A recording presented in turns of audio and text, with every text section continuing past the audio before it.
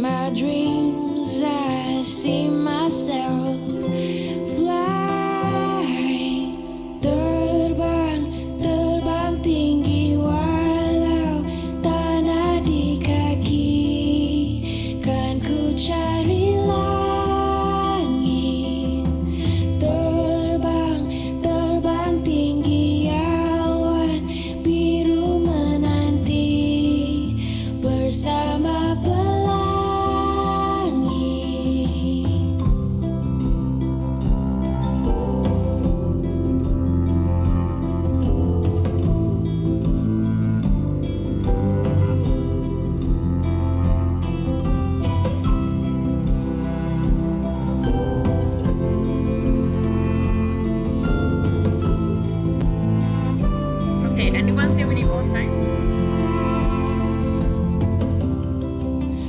Always thought that I could be on my own, but you made me feel alive, and I don't feel alone. The moon will be my witness tonight, 'cause in my dreams you and I were both flying. Terbang tinggi walau tanah di kaki, kan ku cari langit. Terbang tinggi awan biru menanti bersama pelangi. Terbang tinggi Okay, the song is called Lucky. All right, everyone, do you send?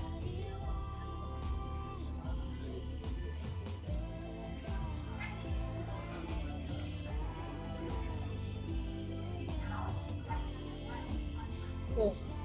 I think you only know whether you send, okay, like from yourself.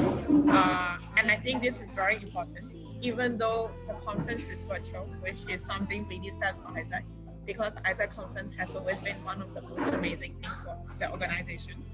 But I really hope you start taking actions to be vulnerable, because again, right?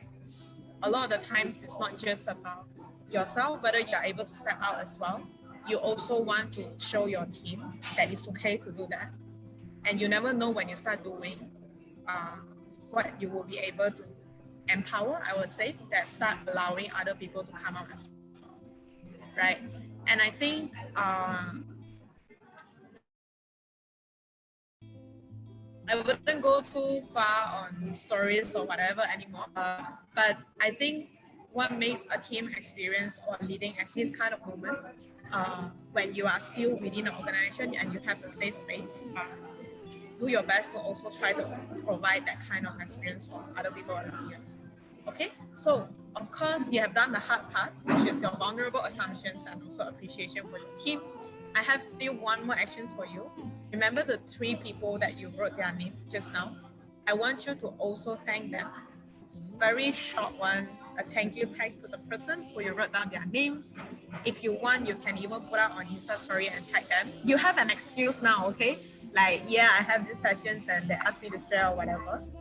But of course, if you why I put out Insta story, even though I'm not like a very big fan of wanting to show everything up in social media, but I think it's important because, as I say, I want people to start seeing doing these kind of things is okay.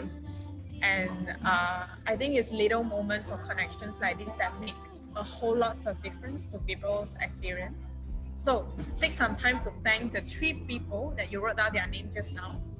And I want you to, maybe not to the extent of forever, but seal the experience or the moments or the feelings that they gave to you. And, you know, I want you to remember these feelings. So when you're at your worst state, leading your team, I hope these people would be the person who allows you to come back to your healthy state, and you will do the same to your team because you remember and you know that it's very important. Trust me, a person that's being empowered and triggered is very, very different. When a person is being empowered, they will run 10 times further than where you ask them to run, right? Because they will come from a place of knowing why they should do what they should be doing, and the limit that you set for them will not even be the limit that they set for themselves. Okay, so let's take one more song so that you can thank them very quickly, and then we can end the sessions. Okay.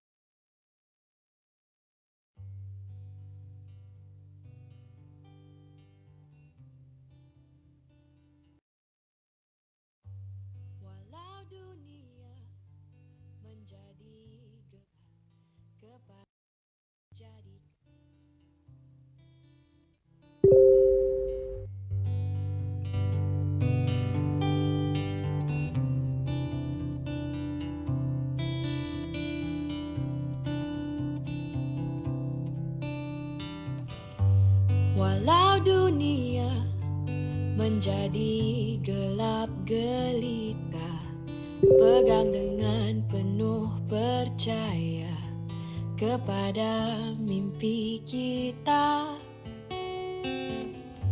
Suara harapan jadikan ia pelita, semaikan erti cahaya kepada nilai cinta.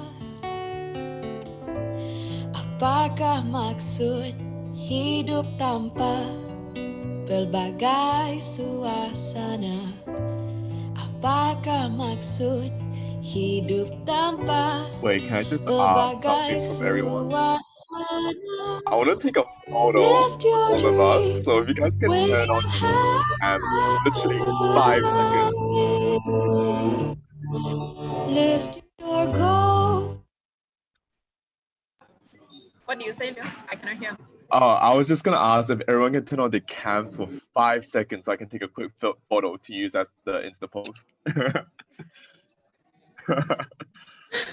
Yeah, Actually, no, that's a you know great what? idea. If you're, hey, my man coming through, thank you so much.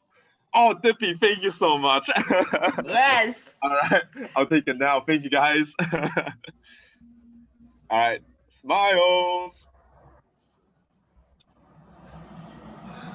All right, thank you, everyone. Okay. You can continue. Finish the task, okay? We still have some time. Pelbagai suasana, apakah maksud hidup tanpa pelbagai suasana? Lift your dreams way up high.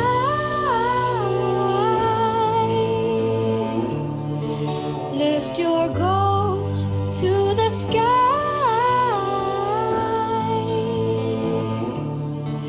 Restui mimpi yang sejati di arena cahaya.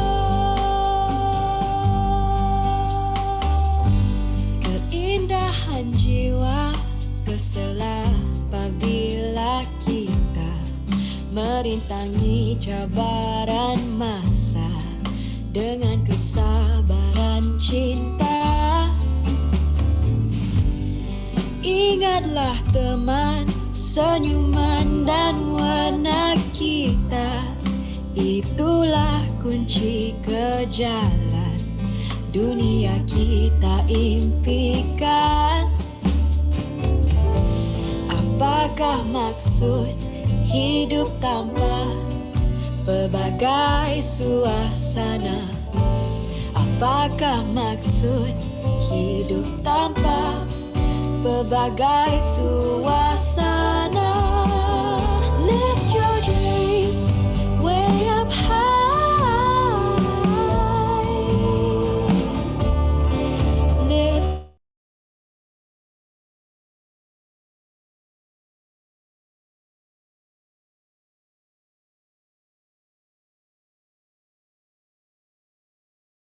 goals to the sky. Di arena cahaya.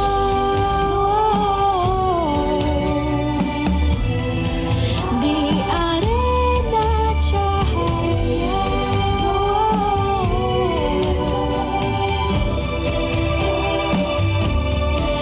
Warnai bintang di cakrawalamu.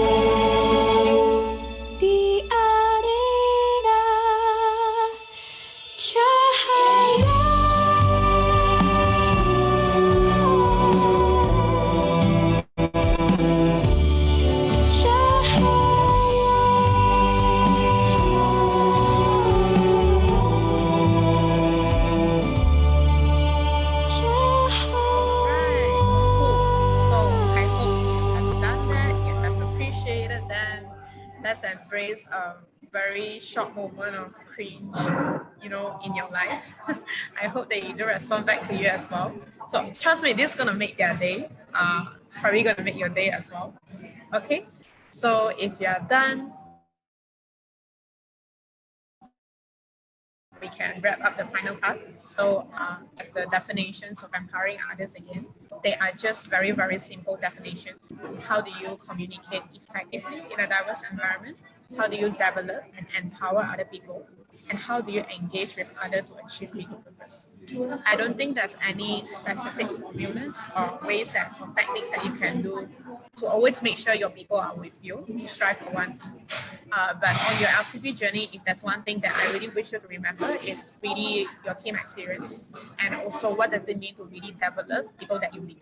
Okay, so that will be the end of the session. It's supposed to end at, I have still like a couple of minutes with you. Anyone has any questions so far? Anything you are curious you would like to ask? I can still spare a few minutes or I'll pass back to the general manager.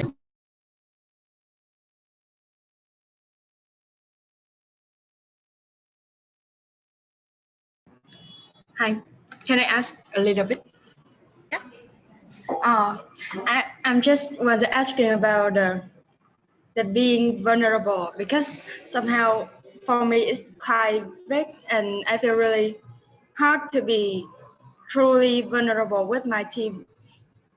I mean, I don't really, it doesn't mean that I don't trust them, but I think it's really hard for me to somehow emotionally communicate with them, especially when we are in the high peak of the operation. It's really hard for me to tell them some like kind of soft word or be vulnerable with them. So I think I want to ask a bit more first, right? What do you think is the thing that is making you feel afraid to be vulnerable? Like, is it how they might see you as a leader, or is it just how the moment is very scary? Like, what exactly is that? I think it's about the moment because sometimes we find out that we have to be vulnerable when we find that our team is quite tired and it's often in the high peak of operation. Yes. So when we're in a high peak operation, they look forward to say something about tasks and deadlines and how to make everything good instead of like talk about the emotion or Yeah. So I think one common misperception that people have towards vulnerability is that it has to be very emotional. So I think first thing first is to set aside the impression of being vulnerable means it has to be very sad, it has to be very emotional.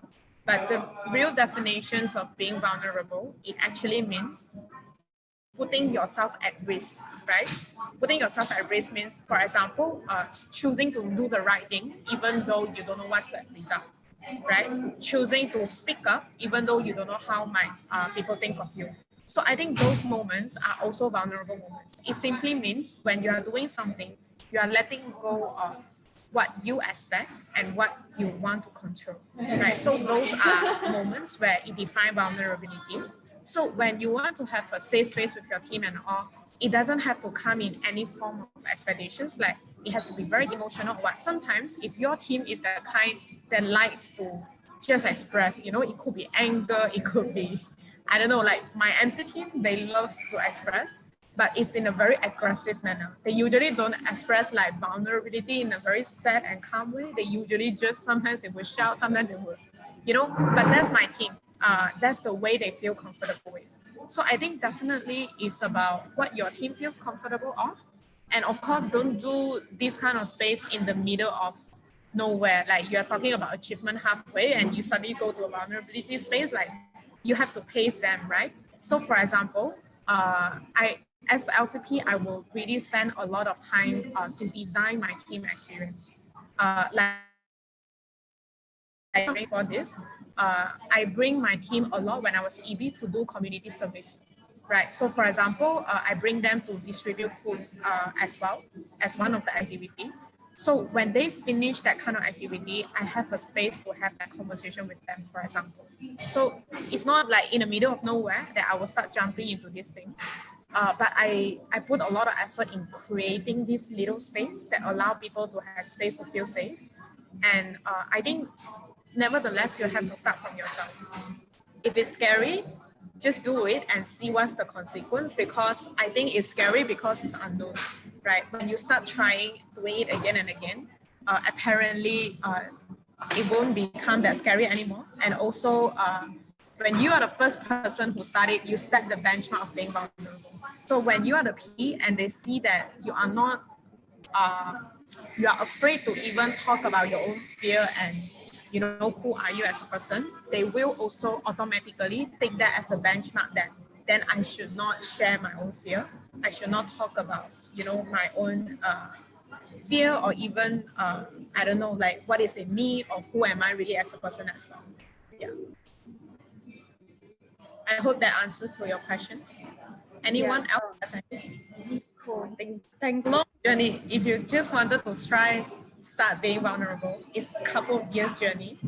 I practiced vulnerability for many years, and it's very hard. When the first time you start, it's definitely gonna be shattering.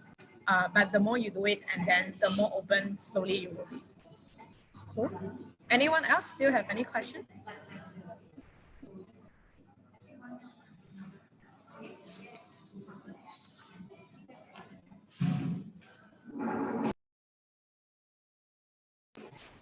Did you all have fun though in this conference? Was it tiring? Hello, Veronica. Can I ask a question? Yeah, Subrata, go. Okay, so yep, I'm Shubrata, President-elect from ICANN ID Kharagpur, India. So my question was basically, in some cases, this is true, especially for like the newer members, they are very hesitant to open up. So what is like some of the best methods you can get to like connect with them?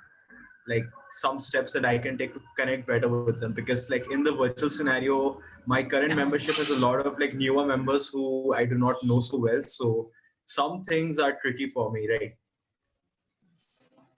Wow. I think first thing first is don't force the pace. That's very important. Because I think everyone has their own pace, right?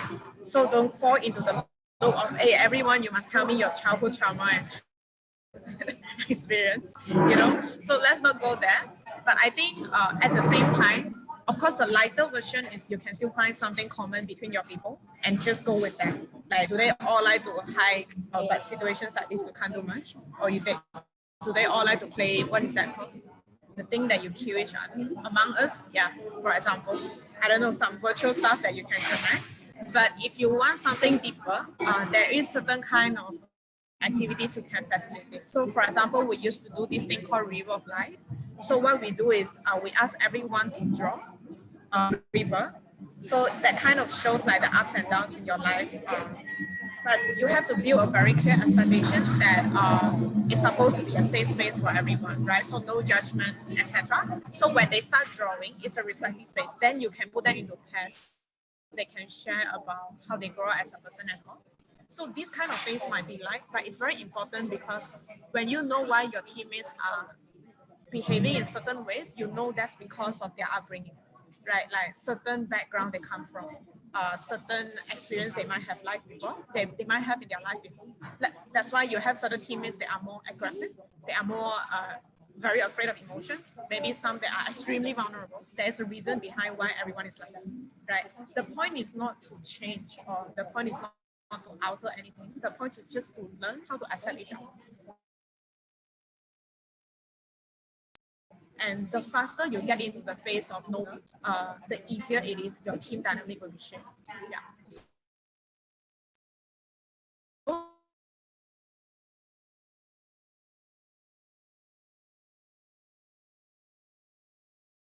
Those are the activities that you can. Does that answer to your questions? Yeah, thanks a lot, Veronica. Cool. So I'll let you have what is that called? Some break. Yeah, because I think it will be very tiring for you to keep being on the screen. Stretch yourself, please do some meditation in between so that you keep yourself awake and don't kill your own body. Okay, so very nice conversations with you. I hope you enjoy, and yep, I will pass back to, I don't know who's here. Who's April 1920 actually?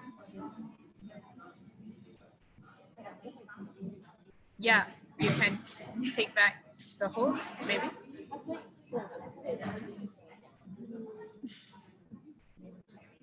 All right, peeps, we can just go for a break. Go. Bye. Bye. Thank you, Veronica. Have a good day.